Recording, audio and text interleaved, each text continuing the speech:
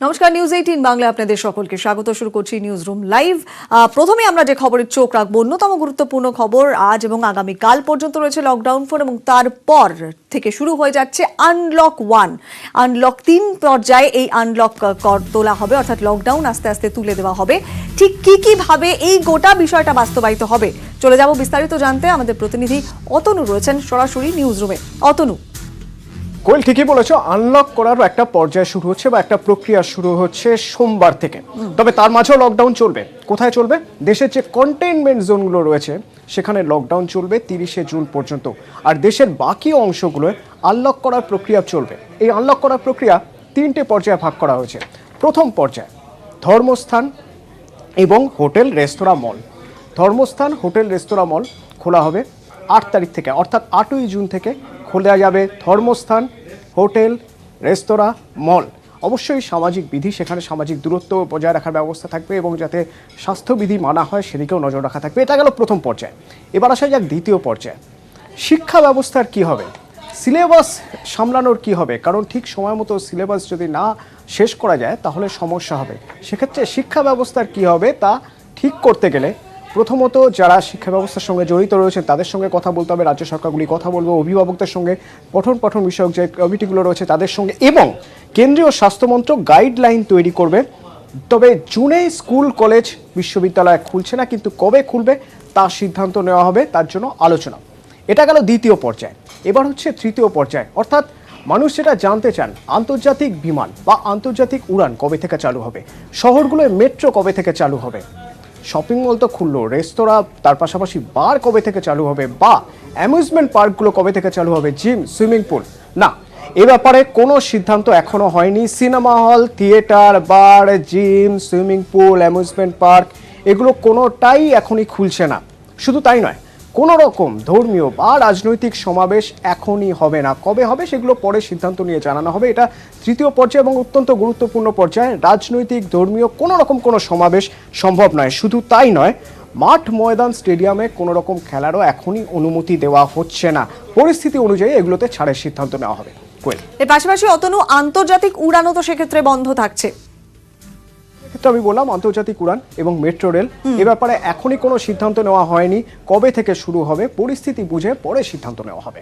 বেশ, অনেক ধন্যবাদ তোমাকে। আপাতত কথা বলে আমাদের প্রতিনিধি অতনু হালদারের সঙ্গে। আরো একবার একটু প্রথম থেকে দেখিয়ে দিই আপনাদের। আনলক 1 ফেজে ঠিক কি থাকছে। দেশ জুড়ে শুধু কন্টেনমেন্ট জোনে লকডাউন চলবে, বাকি জায়গা কিন্তু লকডাউন নয়। সেখানেই আস্তে আস্তে লকডাউন উঠবে, অর্থাৎ 3টে পর্যায়ে যে লকডাউন তুলে দেওয়ার কথা বলা হয়েছে।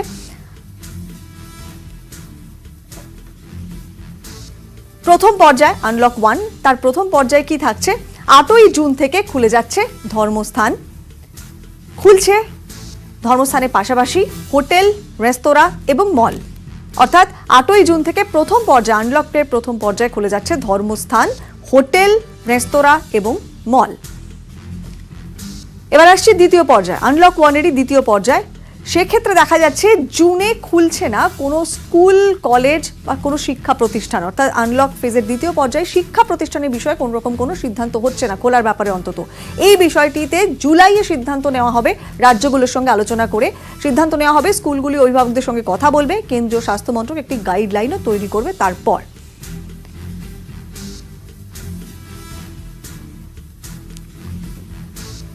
এবারে হচ্ছে তৃতীয় পর্যায়। তৃতীয় পর্যায়ে এখনই কোনো সিনেমা হল, থিয়েটার, বার, সুইমিং পুল, জিম এগুলো খুলছে না। তৃতীয় পর্যায়ে একবার আপনাদের দেখিয়ে দিই, এখনই খুলছে না gym, swimming pool, amusement park.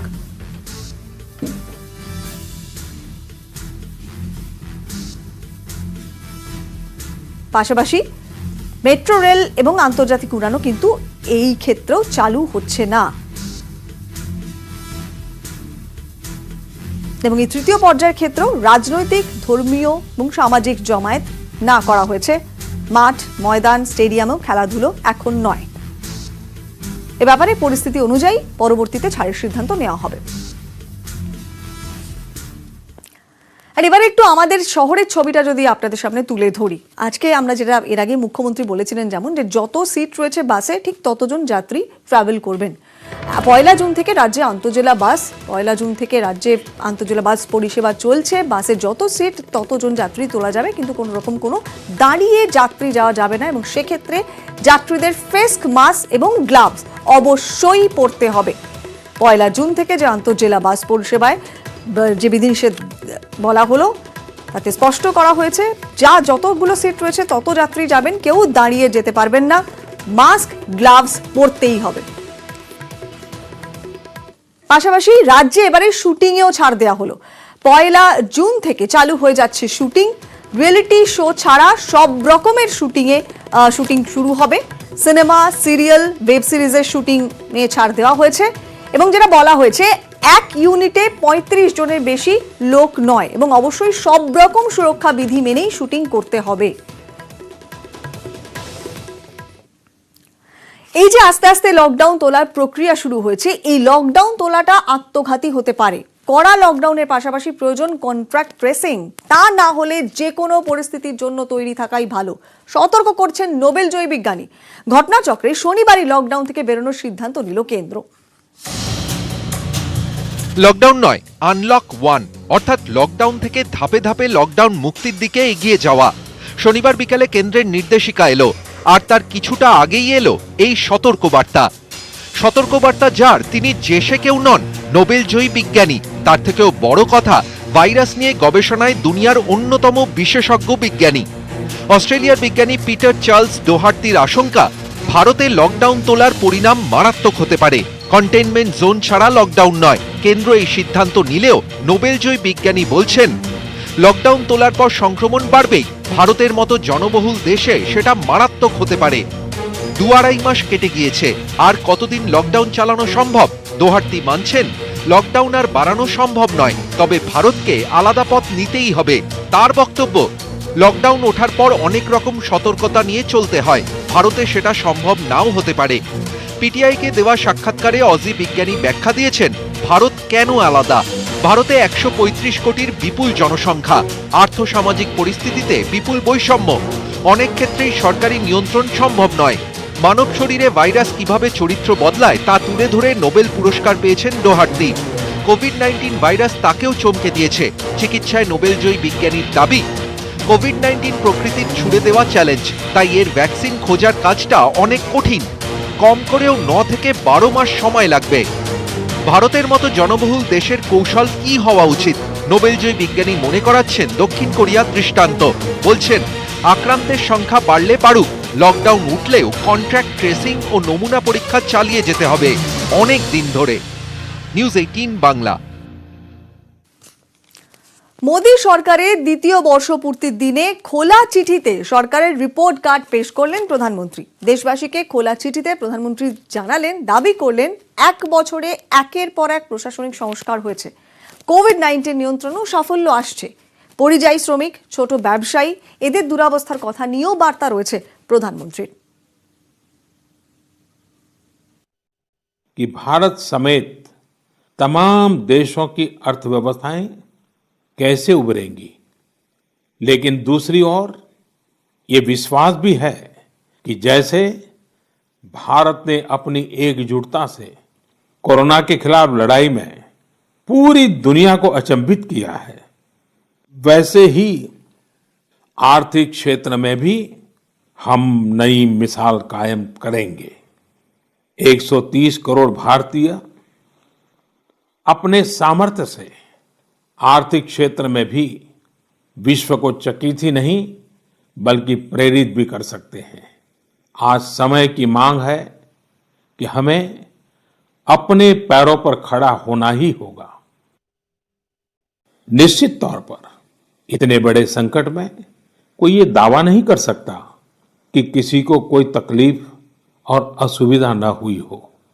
हमारे श्रमिक साथी, प्रवासी मजदूर भाई बहन, छोटे छोटे उद्योगों में काम करने वाले कारीगर, पटरी पर सामान बेचने वाले, रेहड़ी ठेला लगाने वाले, हमारे दुकानदार भाई बहन, लघु उद्यमी, ऐसे साथियों ने असीमित कष्ट सहा है। इनकी परेशानियां दूर करने के लिए सभी मिलकर प्रयास कर रहे हैं। ইতিমধ্যেই আমাদের এখানে অটো চলাচল শুরু হয়েছে এবং আদৌ অটো চলাচলের সমস্ত সুরক্ষাবিধি মানা হচ্ছে কিনা সে খবরই আমরা তুলে ধরি। আর এই নিউজ 18 বাংলার খবরের জেরে অবশেষে অটোয় সুরক্ষাবিধি প্রশ্নে এবারে পুলিশ নজরদারি শুরু করলো। নিয়ম মেনে অটো চলছে কিনা তা খতিয়ে দেখতে শিয়ালদাতে নামলেন পুলিশ কর্মীরা। যদিও মানিকতলা বা গড়িয়াহাটে কিন্তু সেই একই ছবি দেখতে পাওয়া গিয়েছে, অর্থাৎ শিখে উঠেছে নজরদারি।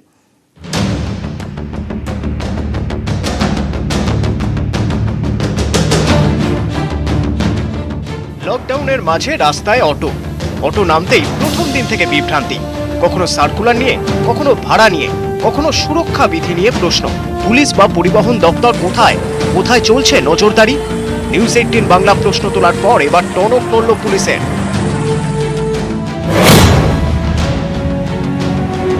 এই ছবি শিয়ালদার।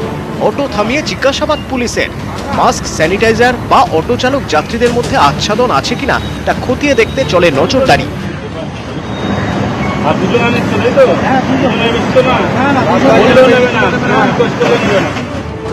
সুরক্ষা বিধি সার। ট্রাফিক পুলিশ পথে নামতেই ধরা পড়ল চূড়ান্ত অসচেতনতার ছবি।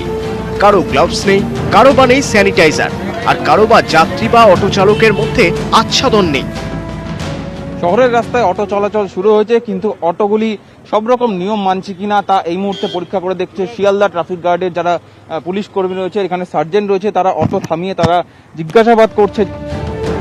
সুরক্ষা বিধি শিখে ওঠার ছবি নিউজ 18 বাংলায় লাগাতার দেখানোর পরেই পথে নেমেছে পুলিশ, কিন্তু অনেকেই সেই বিধিটুকু মানছেন না। তাই ক্যামেরা দেখেই থতমত অটো চালকরা। করোনার জন্য স্যানিটাইজার ব্যবহার করতে হয়, আপনি জানেন না? সেটা জানি তো। হ্যাঁ, তাহলে আপনার কাছে নেই কেন? আমি গ্লাভস পরে আছি। প্যাসেঞ্জারদেরকে তো দিতে বলা হয়েছে। সেটা জানি না, এখন বললাম তো আমি নিয়ম জানতাম না, এখন নিয়ম জেনে গেছি, এবার লাগিয়ে নেবো। শিয়ালদার বাসেও নজরদারি চালায় পুলিশ। বাসে 20 জনের বেশি যাত্রী তোলা হচ্ছে কিনা দেখতে চলে নজরদারি। কিন্তু কলকাতা শহরের গড়িয়াহাট হোক বা রাসবিহারী বা মানিকতলা, নজরদারি নেই। ফলে অটো চালক বা যাত্রীদের মধ্যে আচ্ছাদন দূরের কথা, অনেক অটো চালকের গ্লাভস নেই স্যানিটাইজার।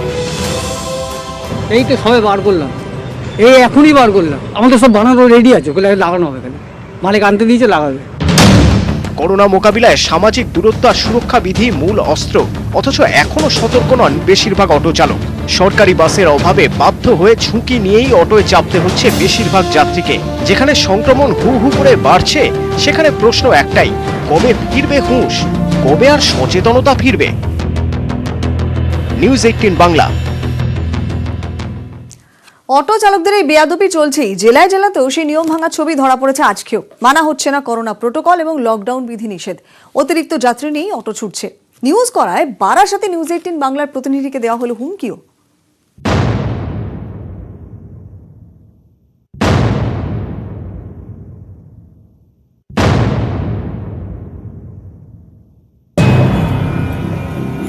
করোনা সংক্রমণ রুখতে সরকারি নির্দেশে অটোতে 2 জনের বেশি যাত্রী তোলা যাবে না, কিন্তু কে কার কথা শোনে? বারাসাত থেকে বামনগাছি, দত্তপুকুর, বেড়া সহ একাধিক রুটে দেখা গেল দেদার নিয়ম ভাঙার ছবি। 6-7 জনকে নিয়েছে।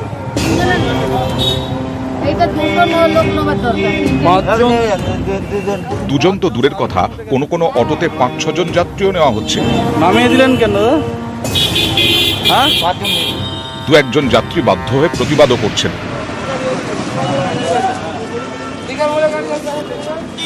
এই বেনিয়মের খবর করতে গিয়ে বারাসাতে হুমকির মুখেও পড়তে হলো নিউজ 18 বাংলার প্রতিনিধিকে।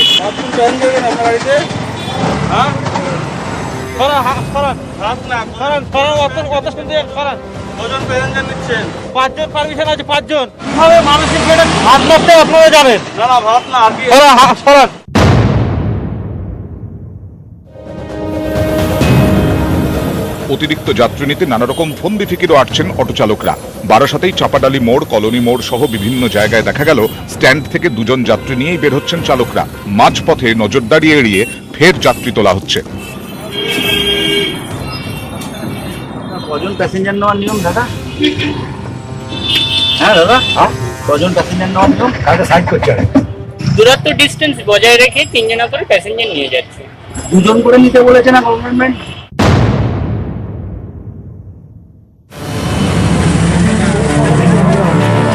একই ছবি দক্ষিণ 24 পরগনার ক্যানিংয়েও। এতজন একসঙ্গে কেন?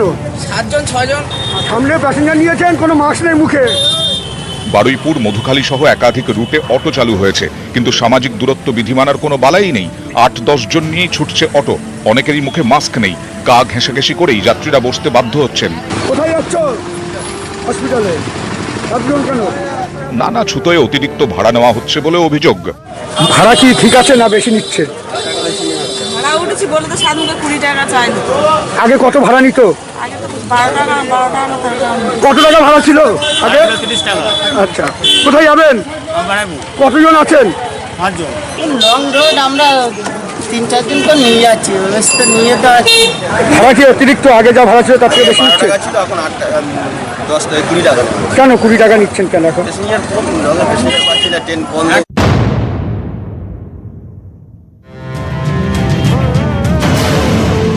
মালদাতেও নিউজ 18 বাংলার ক্যামেরায় ধরা পড়ল নিয়ম ভাঙার ছবি। চালকরা বাড়তি যাত্রী তুলছেন, গাদাগাদি করে যাতায়াত করতে হচ্ছে যাত্রীদের। আপত্তি জানালেও চালকরা বাড়তি ভাড়া চাইছেন বলে অভিযোগ। গাড়িতে তো 4 জন আছে, তাই আমি ভেবেছি যে 4 জনই যাবে, ওই জন্যই তো উঠেছি। ড্রাইভার ছাড়া 4 জন, প্যাসেঞ্জার 4 জন, আমরা তো ড্রাইভার তো তুললো সেই হিসেবেই। নিউজ 18 বাংলার ক্যামেরা দেখে মালদায় সক্রিয় পুলিশ। অভিযান চালিয়ে অতিরিক্ত যাত্রী নামিয়ে দেওয়া হয়, আটক করা হয় বেশ কয়েকটি অটো। আমরা আজকে বা কালকেটা মাইকে নির্দেশ করে এবং ওদের অ্যাসোসিয়েশনগুলোকে বলে দেওয়া হবে যে যা সরকারি নিয়ম, 2 জন চলবে, সামনে 1 জন চলবে, প্লাস্টিক থাকবে, এটা ব্যবহার না করলে আমরা আগামীকাল বা পরশু থেকে এই অটোগুলোকে এবং না চালাতে পারে তার ব্যবস্থায় আমাদের জেলা আরটিও বোর্ড থেকে আমাদের আরটিওরা এটা গ্রহণ করবে। তারপরে যদি না করে পুলিশ প্রশাসন ব্যবস্থা নেবে। রোজই করোনা সংক্রমণ লাফিয়ে লাফিয়ে বাড়ছে। এভাবে নিয়ম নীতির তোয়াক্কা না করলে সংক্রমণের ওপর নিয়ন্ত্রণ রাখা যাবে না বলে আশঙ্কা স্বাস্থ্য বিশেষজ্ঞদের। Bureau report, news 18 Bangla. আপনার বাড়ি আপনার সুরক্ষা। রাস্তাতে পর্যাপ্ত বাস নেই, বাড়ির বাইরে পা রাখতেই হয়রানি শুরু। আর পরিস্থিতির সুযোগ নিয়ে ট্যাক্সি চালকদেরও ইচ্ছে মতন ভাড়া দাবি। নিয়ম ভেঙে 3 জন যাত্রীও তোলা হচ্ছে টালা থেকে টালিগঞ্জ। ছবিটা সবই একরকম।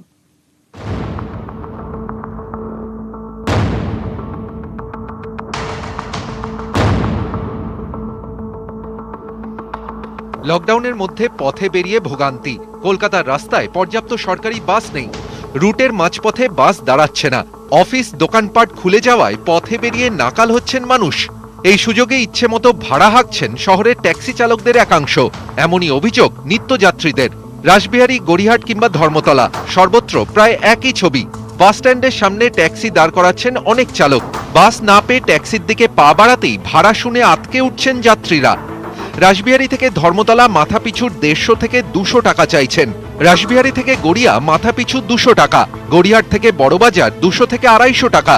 ধর্মতলা থেকে সল্টলেক যাত্রী পিছু 300 থেকে 350 টাকা চাইছেন চালকরা। ডালাসি 150 টাকা এই থেকে রাসবিহারী।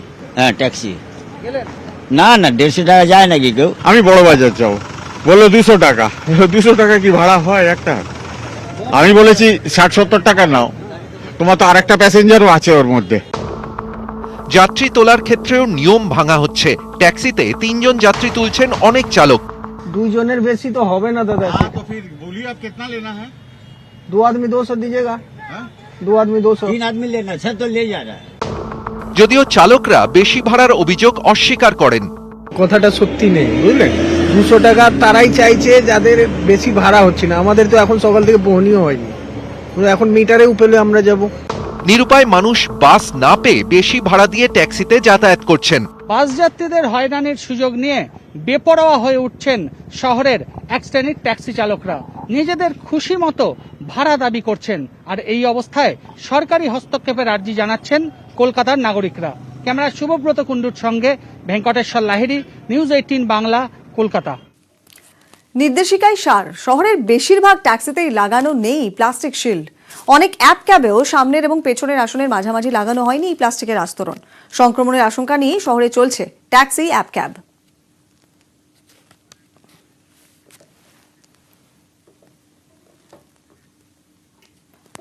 প্লাস্টিকের আস্তরণ নেই, এই কারণ জিজ্ঞেস করাতে অনেকে আবার বলছেন অর্ডার দিয়েছেন, কেউ আবার বলছেন আজ এবং কালকের মধ্যেই তারা লাগিয়ে নেবেন।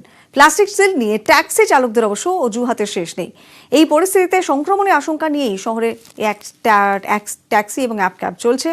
আর অসহায় যাত্রীরা তারা উপায় না দেখে এই সমস্ত ট্যাক্সি এবং ক্যাবে উঠছেন। গোটা ঘটনাতে কার্যত নীরব দর্শক পুলিশ। এখন লাগাচ্ছে সব, যারা 2-4টা গাড়ি ছিল লাগিয়ে চলে গেছে। আমরা সব অর্ডার দিয়ে দিয়েছি, আমাদের বিভিন্ন জায়গায় পাওয়া যাচ্ছে, সব গিয়ে লাগাবে। আমরা সোমবার থেকে লাগাবো, কালকে ঘোষণা হয়েছে সোমবার থেকে লাগাবো। হ্যাঁ, একটু এইটা দুদিন তো সময় দিতেই হবে আমাদের। এই লকডাউন চললো, লকডাউন জন্য সোমবার থেকে শিওর লাগাবো। চিন্তার বিষয় আছে, কিন্তু করা কি যাবে? এদিকে অফিস খুলে দিয়েছে, করবে কি? মানুষ তো যেতেই হবে। उपाय नहीं है, ऑफिस भी जाना जरूरी है, काम भी करना जरूरी है। 2 महीना से बंद भी था सब चीज़, वो जरूरी तो है ही। শিয়ালদা স্টেশনের সামনে ট্যাক্সি স্ট্যান্ডে প্রচুর ট্যাক্সি দাঁড়িয়ে আছে। তারা সারাদিন ট্যাক্সি চালাচ্ছে ঠিকই, কিন্তু সেই একটি ট্যাক্সিতেও কিন্তু ওই প্লাস্টিক লাগানো হয়নি, যেটি রাজ্য সরকারের তরফ থেকে বলা হয়েছে যে ফ্রন্ট সিট এবং ব্যাক সিটের মাঝখানে একটা প্লাস্টিক রাখতে হবে। সেই প্লাস্টিক কিন্তু রাখা হয়নি একটা ট্যাক্সিতেও। অথচ ট্যাক্সি ড্রাইভাররা বলছেন যে তারা অর্ডার দিয়েছেন এই প্লাস্টিকের জন্য, কিন্তু এখনও অবধি তা এসে পৌঁছয়নি এবং লাগানোও হয়নি। এই সুতরাং কোনো নির্দেশই কিন্তু এখনও অবধি পালন করা হচ্ছে না এই ট্যাক্সি ড্রাইভারদের তরফ থেকে। ক্যামেরায় সঞ্জয় মণ্ডলের সঙ্গে শালিনী দত্ত, নিউজ 18 বাংলা। মহাকাশে পর্যটন। রাত 12:52 মহাকাশে রওনা দেবে স্পেসএক্স। ফ্লোরিডার জন এফ কেনেডি স্পেস সেন্টারে শুরু হয়ে গিয়েছে কাউন্টডাউন। আর এই উৎক্ষেপণের সম্প্রচার সরাসরি নাসার ওয়েবসাইটেই দেখা যাবে। এই প্রথম বেসরকারি উদ্যোগে মহাকাশ যাত্রা। আমাদের প্রতিনিধি সোমনাথ ভট্টাচার্য রয়েছেন আমাদের সঙ্গে। সোমনাথ, এটা নিঃসন্দেহে একদম অন্যরকম একটা পরিকল্পনা। কেন এরকম একটা উদ্যোগ, যে বেসরকারি উদ্যোগে এবারে মহাকাশ ভ্রমণের কথা বলা হলো? এছাড়া আর কি কি জানা যাচ্ছে এই সম্পর্কে? দেখো, যেটা কিছুক্ষণ আগেই নাসা জানিয়েছে যে সবকিছু একবারে ঠিকঠাক রয়েছে। আবহাওয়া থেকে শুরু করে প্রযুক্তি, গত সমস্ত পরীক্ষা নিরীক্ষা শেষ হয়েছে, কাউন্টডাউন শুরু হয়েছে এবং ভারতীয় সময় রাত 12:53 নাগাদ এই মহাকাশযান উড়ে যাবে এবং নির্দিষ্ট সময় আন্তর্জাতিক মহাকাশ কেন্দ্রে কি পৌঁছবে। দ্বিতীয় যেটা বক্তব্য, সেটা হলো যে কেন এই বেসরকারি উদ্যোগে এই মহাকাশযান রওনা দিচ্ছে। তার কারণটা হলো এটাই যে সম্ভবত এই মহাকাশযানের হাত ধরেই ভবিষ্যতে মহাকাশে পর্যটনের একটা রাস্তা খুলে যাচ্ছে। কিছুক্ষণ আগেই এই যে মহাকাশযান রওনা দিচ্ছে, তার যিনি প্রধান উদ্যোক্তা এলন মাস্ক, তিনি জানিয়েছেন যে এই মহাকাশযানের মাধ্যমেই তারা সূচনা করছেন মহাকাশে পর্যটন পাঠানোর, এবং সেটা 2022-এর মধ্যেই করা হবে। আচ্ছা, অনেক ধন্যবাদ সোমনাথ।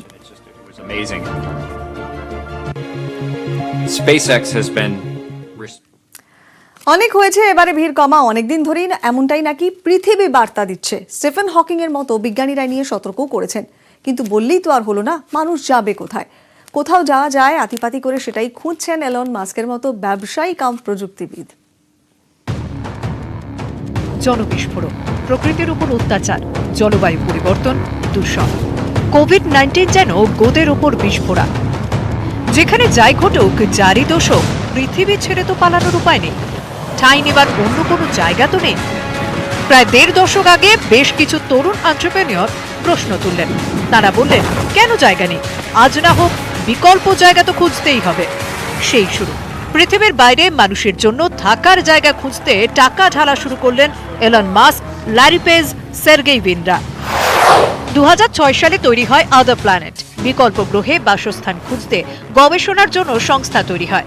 সংস্থার অন্যতম উপদেষ্টা ছিলেন স্টিফেন হকিং।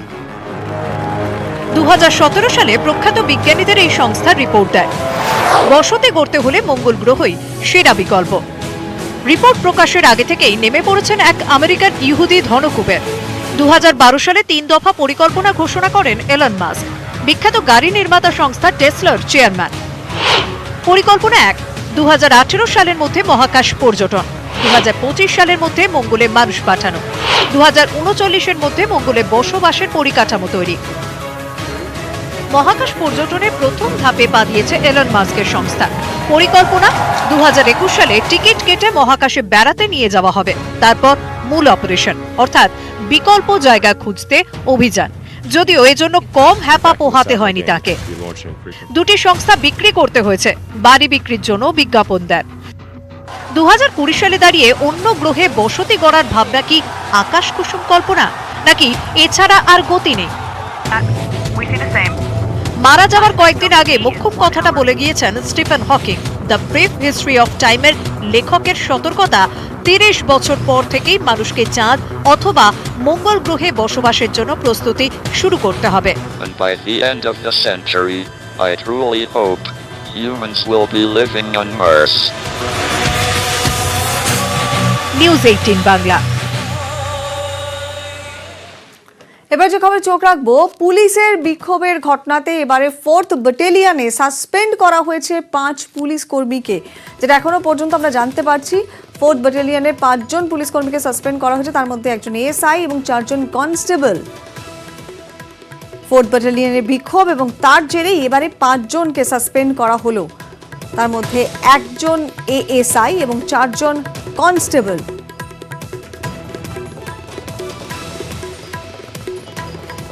আরো একবার আপনাদের জানিয়ে রাখি, পুলিশের বিক্ষোভের ঘটনা, 4th ব্যাটালিয়নে মূলত বিক্ষোভ এবং তার জেরেই 4th ব্যাটালিয়নেরই 5 জন পুলিশ কর্মীকে সাসপেন্ড করা হয়েছে, তার মধ্যে একজন এএসআই এবং 4 জন কনস্টেবল।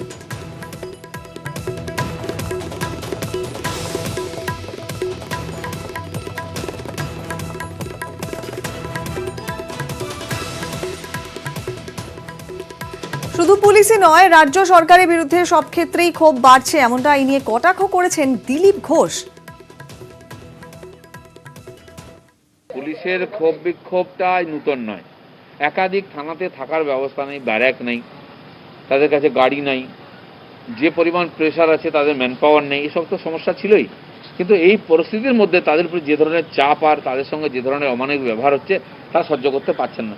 নাহলে রাস্তায় বেরিয়ে আসে পুলিশের লোকেরা, কোথাও রাস্তা ঘেরাও করে মিছিল করে, উচ্চতর অধিকারীর উপরে গায়ে হাত তোলে। এই পরিস্থিতি আর একাধিক থানা ভেঙে দিচ্ছে নিজেরা, ব্যাটালিয়নের মধ্যে বিক্ষোভ দেখা দিচ্ছে, নিজেদের মধ্যে মারামারি হয়েছে। আর এই নিয়ে টুইটও করে দিয়েছেন রাজ্যপাল। পুলিশ বিক্ষোভ নিয়ে তার টুইট, কলকাতা পুলিশের বারবার বিক্ষোভ, পিটিএস গড়ফা থানাতে বিক্ষোভ, বিধাননগরের 4th ব্যাটালিয়নেও বিক্ষোভ, পুলিশের আচরণে উদ্বিগ্ন, এটা ঐতিহ্যের আঘাত, ক্ষোভ কমাতে পদক্ষেপ নিতে হবে, পুলিশকে রাজনীতি মুক্ত থাকতে হবে, টুইট করেছেন রাজ্যপাল জগদীপ ধনখড়।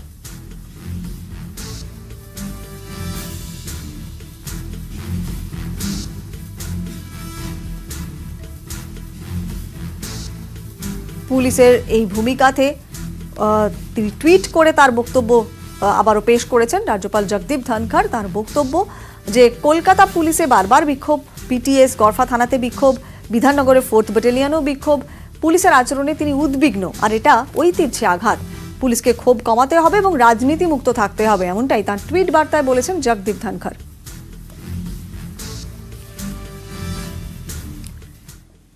এবার আসি হাওড়ার খবরে। হাওড়ায় পাশ বালিশ নিয়ে বিক্ষোভ, এসডিও দপ্তরের সামনে আজকে পাশ বালিশ নিয়ে বিক্ষোভ দেখায় বিজেপির যুব মোর্চা। গতকাল মুখ্যমন্ত্রী বলেছিলেন যে সংক্রমণ যে হারে বাড়ছে এখন আর উপায় নেই, করোনা নিয়েই থাকতে হবে, করোনাকে পাশ বালিশ করে নিন। মুখ্যমন্ত্রীর এই মন্তব্যের প্রতিবাদেই পাশ বালিশ নিয়ে বিজেপি যুব মোর্চার বিক্ষোভ। গতকাল মুখ্যমন্ত্রী কি বলেছিলেন শুনুন। এখন আর কিছু উপায় নেই, এখন সবাইকে নিয়ে থাকতে হবে, করোনাকে নিয়ে ঘুমন, করোনাকে পাশ বালিশ করে নিন, ঠিক আছে? সরি, আমি মানুষের কাছে ক্ষমা চেয়ে নিচ্ছি।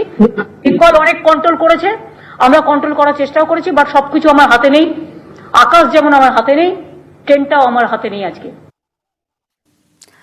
এবারে এই খবরে চোখ রাখবো, তাহলে টালিগঞ্জ দমকল কেন্দ্রে দুর্ঘটনাতে দমকল কর্মীর মৃত্যু এবং নিরাপত্তার দাবিতে বিক্ষোভ দমকলের অস্থায়ী কর্মীদের। দমকল কর্মীর মৃত্যুর পরে আজকে টালিগঞ্জ যে ফায়ার স্টেশন, সেখানে দমকল কর্মীর পরিবারের লোকজন এবং তার সহকর্মীরা তারা বিক্ষোভ দেখান। শুক্রবার দিন মৃত্যু হয় এই কর্মীর। শনিবার জামিন পেয়ে যান যে স্টেশন অফিসার, যার বিরুদ্ধে মূল অভিযোগ ছিল তিনি, এবং তারপরেই ক্ষোভে ফেটে পড়েন তার সহকর্মী এবং পরিবারের লোকজনরা। দমকল বিভাগের ভূমিকায় ক্ষুব্ধ হয়েছেন মৃত দমকল কর্মীর পরিবার এবং সহকর্মীরা।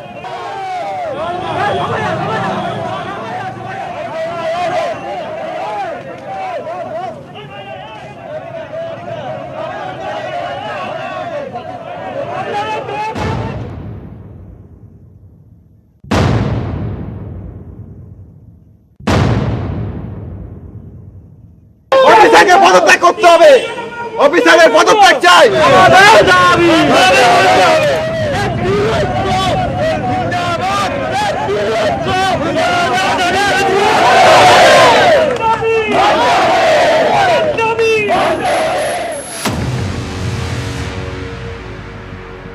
টালিগঞ্জ ফায়ার স্টেশনের ভেতরে গাড়ি দুর্ঘটনায় অস্থায়ী দমকল কর্মীর মৃত্যু। দেবকুমার পালের মৃত্যুতে ক্ষোভ দমকলের অস্থায়ী কর্মীদের। মৃত দমকল কর্মীর দেহ রাস্তায় রেখে বিক্ষোভ। টালিগঞ্জ ফায়ার স্টেশনের সামনে রাস্তা আটকে বসে পড়েন দমকল কর্মীরা। নিরাপত্তা ও সুযোগ সুবিধা ছাড়াই কাজ করতে হচ্ছে বলে অভিযোগ।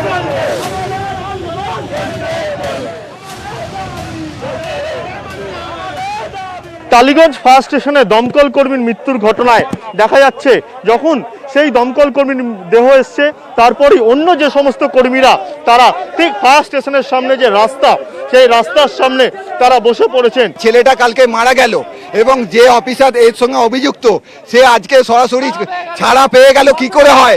আইনের কি পয়সাওয়ালাদের জন্য একরকম আইন আর গরিবদের জন্য একরকম আইন?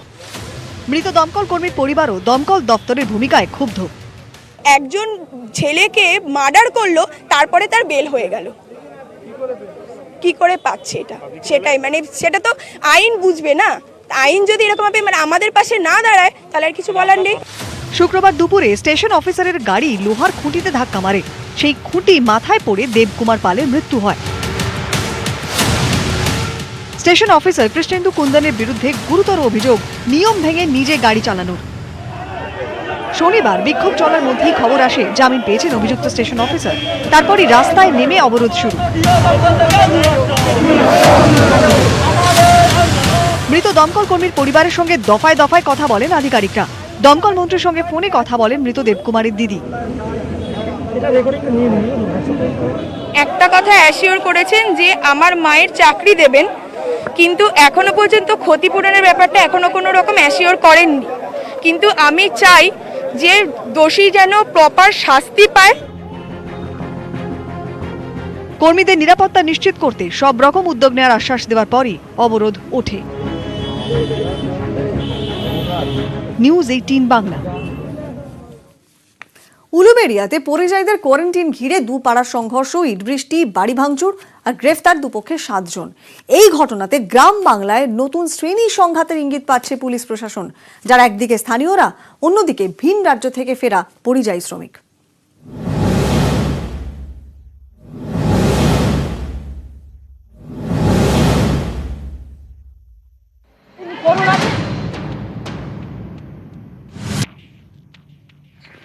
উলুবেড়িয়ার রাজাপুর থানার তুলসীবেড়িয়া দুপাড়ার সংঘর্ষে শনিবার সকাল থেকেই উত্তপ্ত এলাকা। একাধিক বাড়িতে ভাঙচুর, রাস্তায় ছড়িয়ে ছিটিয়ে ইটের টুকরো। গোটা এলাকা পুলিশ ও র্যাফের ছয়লাভ। পরিযায়ী শ্রমিকদের কোয়ারেন্টিন নিয়ে সর্দারপাড়া ও খালধার পাড়ার বিবাদকে কেন্দ্র করে অশান্তির সূত্রপাত। শুক্রবার সন্ধ্যায় মুম্বাই থেকে সর্দারপাড়ায় ফেরেন 11 জন পরিযায়ী শ্রমিক। তাদের সরকারি কোয়ারেন্টিনে পাঠানোর দাবি জানায় খালদারপাড়া। কয়েকদিন আগে খালদারপাড়ায় ফেরা পরিযায়ীদেরও কোয়ারেন্টিনে পাঠানো হয়। সর্দারপাড়ার চাপেই সরকারি কোয়ারেন্টিন সেন্টারে পাঠানো হয় খালদারপাড়ার পরিযায়ীদের। দুপাড়ার বিবাদ মেটাতে শুক্রবার রাতেই হস্তক্ষেপ করে পুলিশ। 11 জন পরিযায়ীকে সরকারি কোয়ারেন্টিন সেন্টারে পাঠানো হয়। এরপরে অবশ্য মেটেনি দুপাড়ার বিবাদ। উল্টে শনিবার সকাল থেকে নতুন করে উত্তপ্ত হয়ে ওঠে এলাকা। দুপক্ষই একে অপরের বাড়িতে ভাঙচুর চালায়। সংঘর্ষে আহত হন দুপাড়ার বেশ কয়েকজন। সংঘর্ষ থামাতে নামানো হয় পুলিশ ও র্যাব। আপাতত স্থিতি কন্ট্রোলে আছে, আমরা অ্যারেস্ট করছি। বোমাবাজি হয়েছে? বোমাবাজিটা খবর আমি পেয়েছি, কিন্তু আমি ট্রেস পাইনি। দেখতে হবে, মোটামুটি 5-6 লোকজন অ্যারেস্ট হয়েছে।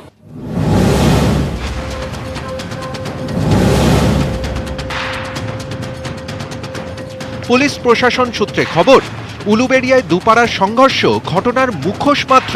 এই অশান্তির শিকড় আরও গভীরে, যা গ্রাম বাংলায় নতুন শ্রেণী সংঘাতের ইঙ্গিত দিচ্ছে। যার একদিকে রয়েছেন স্থানীয়রা, অন্যদিকে ভিন রাজ্য থেকে ফেরা পরিযায়ী শ্রমিকরা। আগামী দিনে গ্রাম বাংলায় আরও স্থানীয় বনাম পরিযায়ী সংঘর্ষের আশঙ্কা করছে পুলিশ প্রশাসন।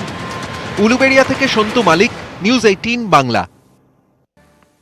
রাজ্য সরকার 1 জুন ধর্মস্থান খোলার অনুমতি দিলেও এখনই খুলছে না বেলুর মঠ। আপাতত 15 জুন পর্যন্ত বেলুর মঠ বন্ধই থাকছে।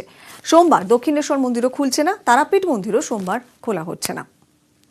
1 জুন থেকে মন্দির, মসজিদ, গুরুদ্বারা, গির্জা অ্যাট এ টাইম 10 দিনের বেশি নয়। বড় পুজো, উৎসব, বড় কমিটি এগুলো এখন কিচ্ছু হবে না। রিলিজিয়াস অ্যাসেম্বলটা হবে না, কিন্তু আস্তে আস্তে খুলুক।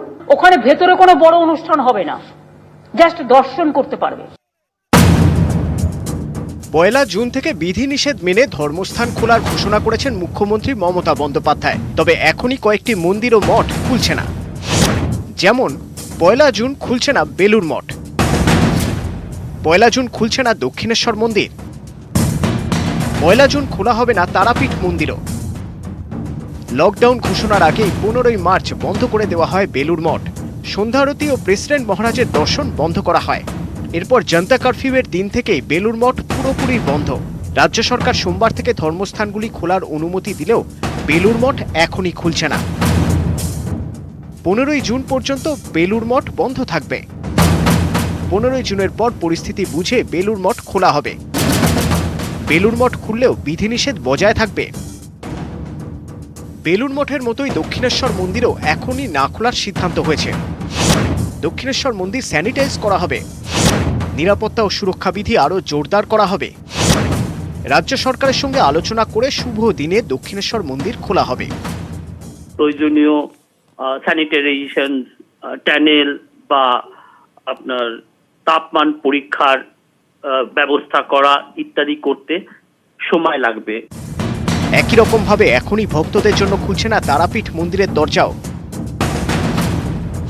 15ই জুন পর্যন্ত তারাপীঠ মন্দির বন্ধ থাকবে। তারাপীঠের 3টি মূল গেটে স্যানিটাইজার টানেল বসানো হবে। থার্মাল স্ক্রিনিং করিয়ে ভক্তদের তারাপীঠে ঢোকানো হবে। 15ই জুনের পর মন্দির খোলার দিন ঠিক হবে। কোনো পর্যন্ত স্যানিটারি মেশিন বা সুরক্ষা ব্যবস্থা সেগুলো তো এখন ঠিক করা হয়নি।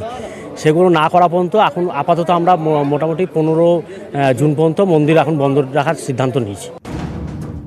দেবাশিস চক্রবর্তী, অক্ষয় ধীবরের রিপোর্ট, নিউজ 18 বাংলা। সময় গিয়েছে চলে 624 বছরের পার। সময়ের অধ্যায় পেরিয়ে এবারে মাহেশের রথযাত্রার 624 বছর। তবে সুরক্ষাবিধি মেনে এই বছরে মাহেশের রথের চাকা গড়াবে না। নীলাচলে পুরুষোত্তম জগন্নাথ নাম, সেই নাম প্রকট হয় মাহেশের ধাম। নিত্য পূজা, নিত্য ভোগ, নিত্য শাস্ত্রপাঠ, ভক্তজনে জানে তাই মাহেশ শ্রীপাঠ। প্রাচীনত্ব ঐতিহ্যের দিক থেকে পুরীর পরেই হুগলির মাহেশের স্থান। কিন্তু এবার এই মাহেশের রথযাত্রার উৎসব হচ্ছে না। 23শে জুন 624 বছরে পা দেবে মাহেশের রথযাত্রা। করোনার সুরক্ষাবিধি মেনে এবার মাহেশের রথযাত্রা বন্ধ। 5ই জুন জগন্নাথ, বলরাম, সুভদ্রার স্নানযাত্রাও বন্ধ রাখা হচ্ছে। এবার 3 বিগ্রহকে মন্দিরের পাশে জগন্নাথ দেবের অস্থায়ী মাসির বাড়িতে রাখা হবে। শুধুমাত্র নারায়ণ শিলা যাবে মাসির বাড়ি। আমরা ঠিক করলাম যে এবছর রথযাত্রা স্থগিত রাখা হবে। আমাদের জীবনে এই তো প্রথম, এর এক ইতিহাসে এক সাক্ষী রইল এক বিরল ঘটনা। জগন্নাথ দেবের ভক্ত ধ্রুবানন্দ ব্রহ্মচারী পুরীতে যান। পুরীতে দেবতার দর্শন না পেয়ে খাওয়া দাওয়া ছেড়ে দেন ধ্রুবানন্দ। পরে জগন্নাথ দেবের স্বপ্নাদেশ পেয়ে মাহেশে গঙ্গার ধারে আসেন। প্রবল ঝড়ের রাতে গঙ্গায় ভাসমান একটি নিমকাঠ পান ধ্রুবানন্দ। ওই নিমকাঠ দিয়েই জগন্নাথ, বলরাম এবং সুভদ্রার বিগ্রহ প্রতিষ্ঠা করেন। পুরী যাওয়ার পথে শ্রী চৈতন্যদেব মাহেশের মন্দিরে যান। পুরীকে বলা হয় নীলাচল। চৈতন্যদেব মাহেশকে নব নীলাচল আখ্যা দেন। শ্রীরামকৃষ্ণ এসেছিলেন মাহেশের রথের মেলায়। বঙ্কিমচন্দ্রের রাধারানী উপন্যাসেও মাহেশের রথের মেলার উল্লেখ আছে।